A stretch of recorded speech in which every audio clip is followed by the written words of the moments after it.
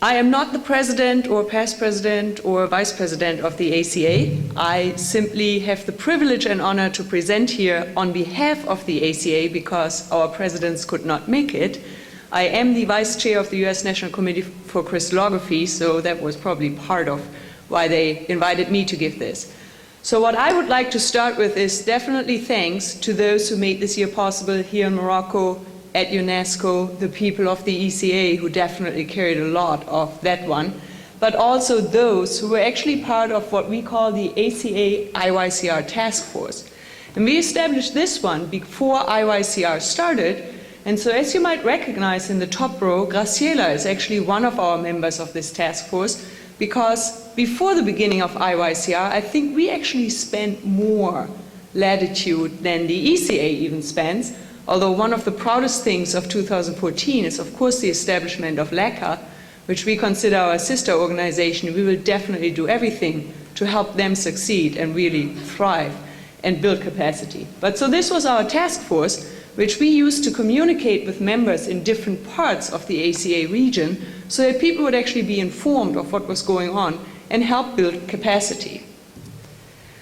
Now, the ACA as it stands now, after LACA split off, I like to consider the lens of many opportunities. We've heard of countries who are hungry for science, who don't have what it takes to really build some of the programs, and who will flock to anything offered to them.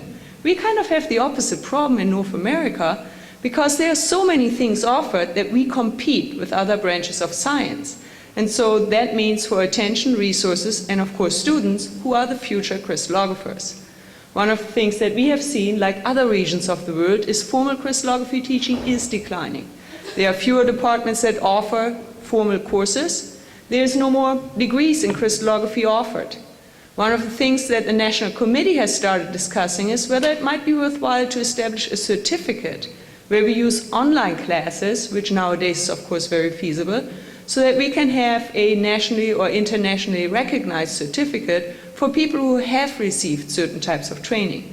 Because one of the problems we have at the moment is that crystallography really often is not regarded as a science, but as a service profession in the ACA region. So what we set out to do in 2014 was to really get more appreciation and excitement going. And that included outreach to the general community, be that by talking through K-12, schools, museums, scouts, as we heard yesterday a little bit, talking to seniors, anybody who's willing to listen to what we have to say about the importance of crystallography. But another area that we wanted to focus on was more recognition from colleagues in related fields, because there are many who benefit from crystallography who don't really associate with the name crystallography. And that is something we wanted to change, just to improve appreciation in general. So, how do you go about it? One of the big things that always draws attention is, of course, competition time. And you may have seen that there were very few member countries who actually hosted crystal growing competitions before IYCR. The United States is one of those countries that became part of those competitions last year. So it was the first ever national crystal growing contest. It was organized by Jason Benedict in Buffalo, and he received about 70 entries from 8 of the 50 states. So we still have work to do to really get people involved. This was for all school grades. And mainly, he used online advertising and, of course, personal contacts where people went and talked to local teachers. Now, Canada, another country in the ACA, has run a crystal growing contest for a lot of years. And Louise Daw actually told me that they got their first perfect crystal submission when it came to the perfection score. So that was certainly a nice achievement for 2014. There was also a regional contest organized that was quite successful. This one was done by Ilya Guzey at the University of Wisconsin, and Ilya is here if you want to know more. He actually reached out to 500 teachers by email, but only got 26 schools to participate. Again, we are competing with many other opportunities. And there were 78 crystals of copper sulfide pentahydrate submitted.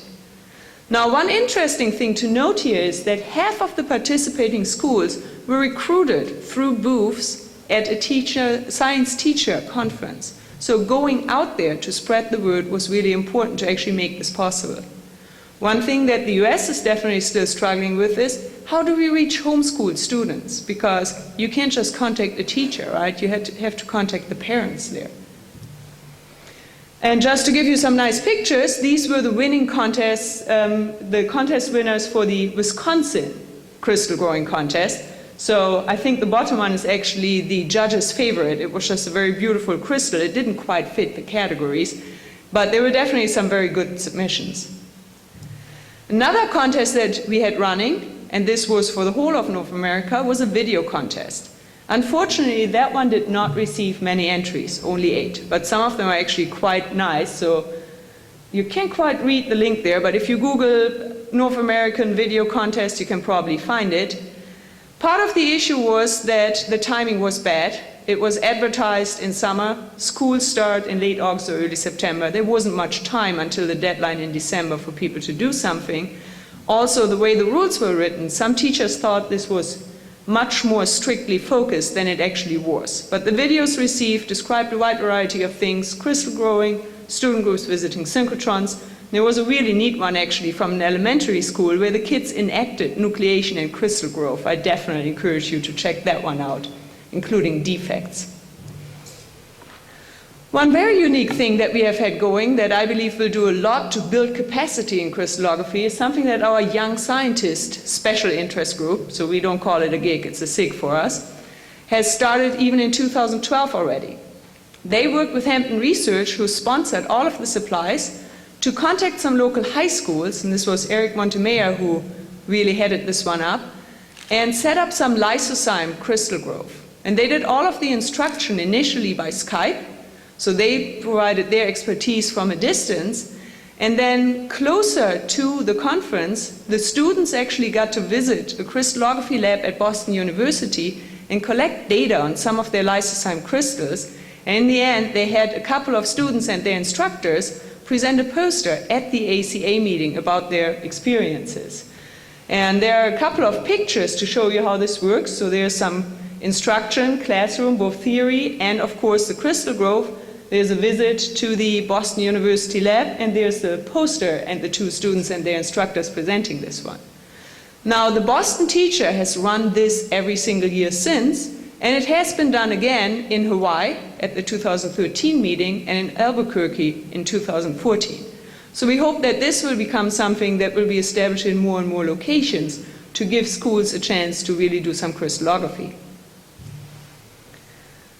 Now, outreach to other societies was something else that was important for us. One of the things that started before IYCR was that Claudia Ron and I recruited a bunch of people to help us instruct a full-day workshop for science teachers in elementary, middle, and high schools.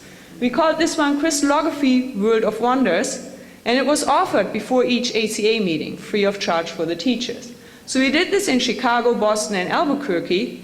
But last year, we actually decided to take this workshop on the road. So we went to the National Science Teacher Association and offered 1 to 2 hour shorter versions of this one for the teachers at these meetings where all the science teachers actually come. We also worked with the American Institute for Physics, so they included some diffraction and symmetry-related materials into their kits that are distributed to student chapters, which then go and take it into schools. So at least a lot of the kids saw some of those aspects of crystallography. And the Materials Science Association actually requested materials for their summer camps, so that has reached about 1,000 teachers. They were mainly interested in educational resources that the teachers can take back and share with their students. Just to give you a couple of picture expressions, in case you're wondering what this Crystallography World of Wonders workshop might be doing, one of the things we do is we build Lego crystal structures. The University of Wisconsin actually has a whole bunch of instructions up there. And we also do things like explaining close packing, so just the basics of structure, really. And the teachers have a lot of fun with that. The first year we actually had the audio-visual guy join us because he was like, this looks too cool, I want to do this. We also had some special sessions at different meetings of other professional organizations, the American Physical Society, Chemical Society, Biophysical Society, and Minerals, Metals, and Materials Society. And one thing that was really a very neat collaboration was that the ACA and ACS joined together to present 2 webinars on crystallography. So this was in May and in October, and both of them were very well attended and very well received, and they are archived so people can still access them. Of course, if you want to build capacity, you also need to go a little deeper than just exciting kids about growing crystals. So a number of workshops and schools have been running and continue to run. Canadian Chemical Crystallography Workshop, the ACA Summer School for Small Molecule Crystallography has a pretty long tradition. There's also a powder workshop that seems to be becoming an annual event, which is co-sponsored by Duquesne University and Panalytical. So that one actually grew to 72 attendees in its second year last year.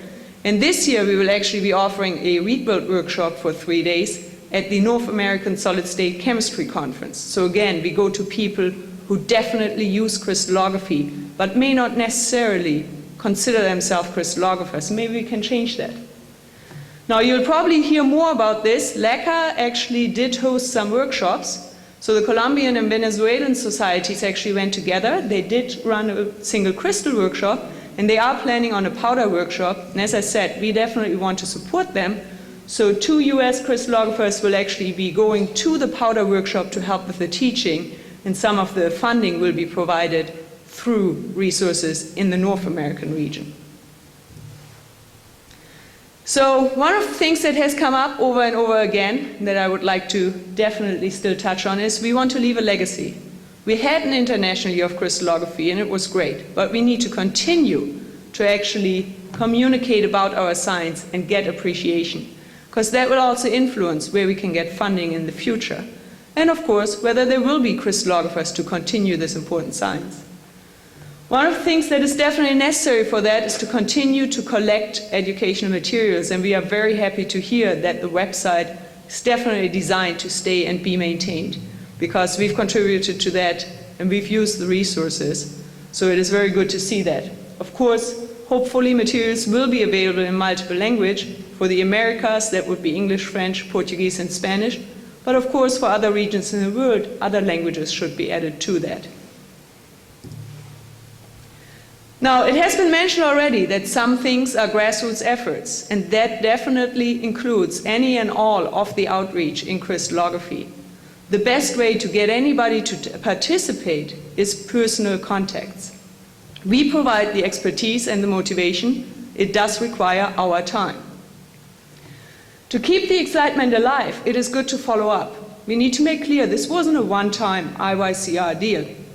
This is something that matters. And in the long run, hopefully that will grow the expertise of teachers so that they will continue as a self-sustaining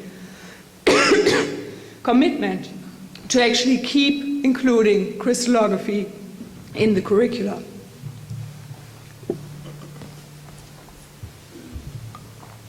Now, just to give you an example of what I mean by it works when you go out and actually contact people, in Toledo, and this is Ohio, USA, not Spain.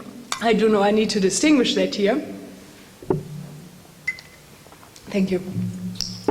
Several students and I actually took it upon ourselves to visit 5 high school chemistry classes. We reached close to 100 students, many of which had never heard the word crystallography before. 2 schools actually participated in the National Crystal Growing Contest and also placed as a result. One of the schools was on the slides yesterday for the International Video and Essay Contest. One of the teachers reports that especially the advanced placement class still makes connections between what we taught them and what they are learning now, and this will possibly become an annual visit. So we are definitely building some capacity there. We also ran a pilot program with the Girl Scout group. Growing crystals, just some very basic stuff. The leaders are excited to continue this, and we hope to turn this into a national program that the Girl Scouts in America will actually use.